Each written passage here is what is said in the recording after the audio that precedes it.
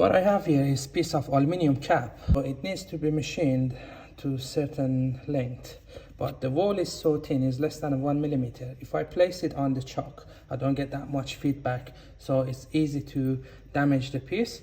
What I have here, piece of plastic, I printed so it can be machined. Here's the tip. What I'm gonna do, place the bore into the chalk, face it, turn it to the diameter.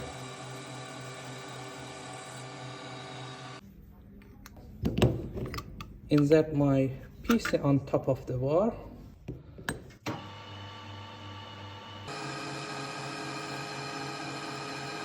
And simply remove the extra length that needs to be removed.